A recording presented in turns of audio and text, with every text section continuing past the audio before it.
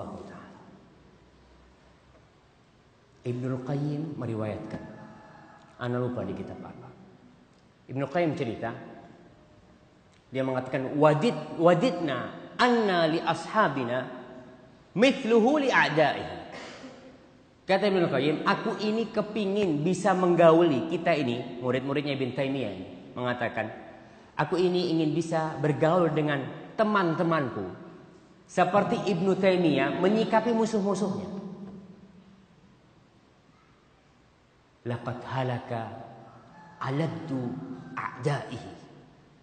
Kata Ibnu Qayyim, pernah musuh beliau, bebuyutan beliau itu meninggal. Musuh bebuyutan beliau itu meninggal. Fabasyartuhu, maka aku beri kabar gembira dia dengan kematian musuhnya. Marah, fanaharun wastarja, dia marah. Ibnu Taimiyah marah sama Ibnul Qayyim gara-gara dia memberi kabar gembira dengan kematian musuh. Ibnu Taimiyah malah mengatakan inna lillahi wa inna ilaihi raji'un. Faqama min majlisi, langsung dia bangun dari tempat duduk. Bangun, berangkat ke rumahnya musuhnya.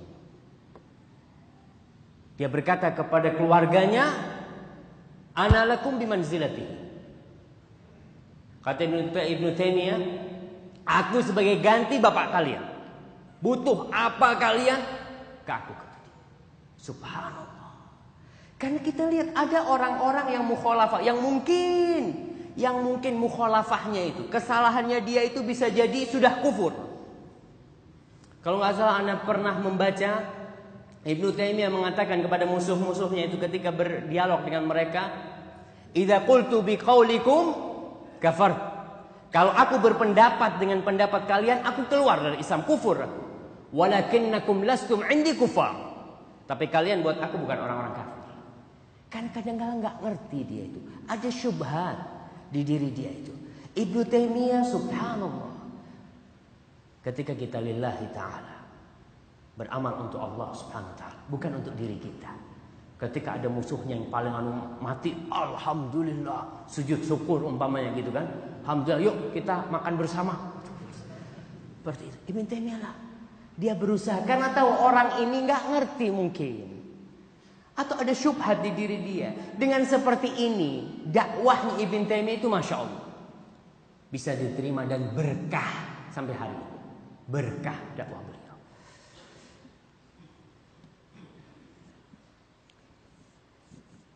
Ini adakah riwayat sahih akan ada suatu zaman ahlu sunnah salafiyah bersatu, bukan lantaran teori tapi praktek, karena fitnah perpecahan di tubuh salafi pun tidak bisa ditutupi. Kami merindukan dimatikannya dalam. Iya. Rasul SAW mengatakan la tazalu ta'ifatun min ummati 'alal haqqi zahirin la yadurruhum man khadhalahum hatta ya'ti amrullahi wa hum kadzalik. Tetap akan ada satu. Dan cuma kita ini tadi masalah-masalah kurangnya fikih khilaf kita, kurangnya kita memahami mana bid'ah yang seharusnya dihajar atau mana pelaku bid'ah yang tidak boleh dihajar. Tidak boleh kadang-kala kita menghajar pelaku itu. Syekh Albani mengatakan kalau di masyarakatnya kebanyakan itu ahlul bid'ah, kita menghajar ahlul bid'ah. Ana nggak mau salam sama ahlul bid'ah. Sebenarnya yang tidak menyalami dia itu ahlul bid'ah. Karena dia itu sendirian. Awakmu itu sopo menurut. Insya Allah 2 tahun dia kabur dari tempat itu. Iya, karena dia nggak betah di masyarakat sana. Masyarakat yang menghajar dia sebenarnya, bukan dia yang menghajar masyarakat. Maka perlu kita dilihat. Fikih-fikih khilaf itu penting buat kita ini. Saya punya tetangga di belakang STDI, kampus itu. Ada mungkin 8-10 orang. Kita salam nggak pernah dijawab. Karena beda ustaz. Iya.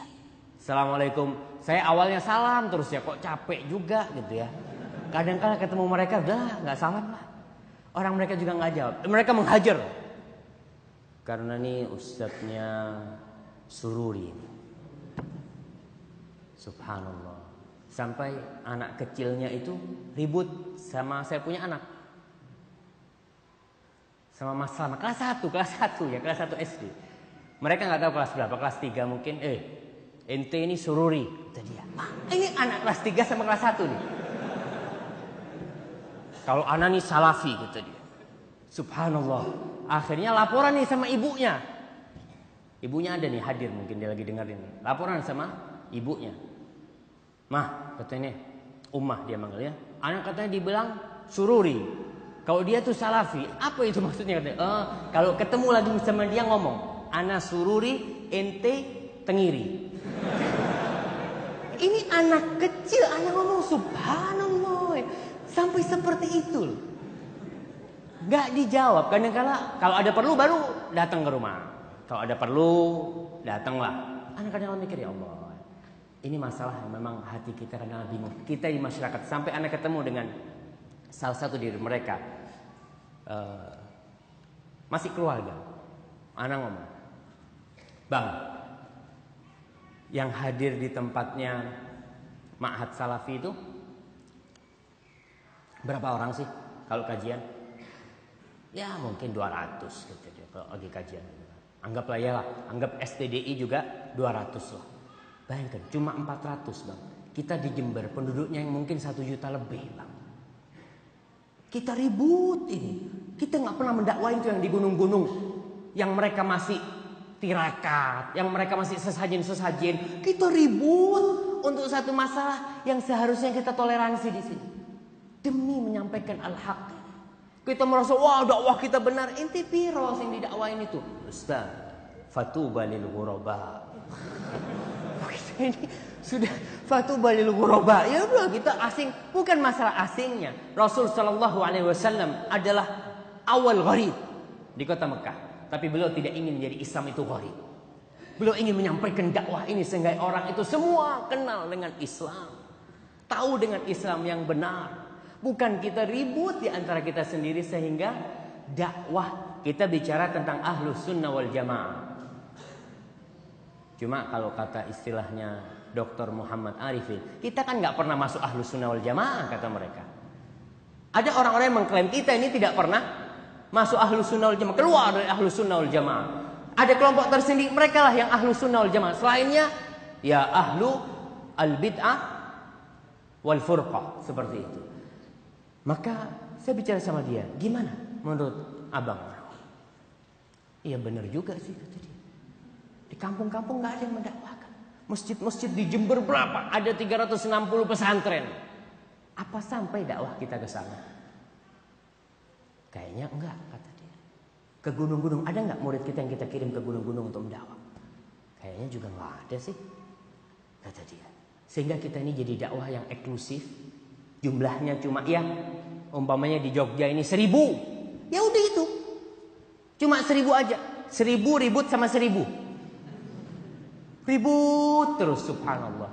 Kalau memang yang dilakukan itu prinsipil, masalah akidah, menyimpang dari ahlus sunnah wal jamaah, kembali kepada Kitabul I'tisam, Imam Syatibi mengatakan ada bid'ah itu yang bayyinah, yang jelas. Ada yang muskilah. Muskil ini bisa bid'ah, bisa enggak. Menurut ente bid'ah, menurut fulan enggak bid'ah. Ya kalau gitu gimana? Ya sudah. Apa kita mau hajar-hajaran? Ya enggak apa-apa, ente enggak usah salam sama anak enggak usah salam sama ente. Itu akhirnya realita yang ada. Maka akan ada zaman itu. Dan dakwah ini katanya Syekh Abdul Razak, ketika kita ke rumah beliau membicarakan masalah problematika dakwah, beliau bercerita dakwah ini seperti melakukan perjalanan. Kemudian di tengah jalan itu kita melihat ada ranting atau duri di jalan. Syaukah kata beliau, ada duri. Ente pindah itu duri, ente jalan terus. Jangan berhenti di situ.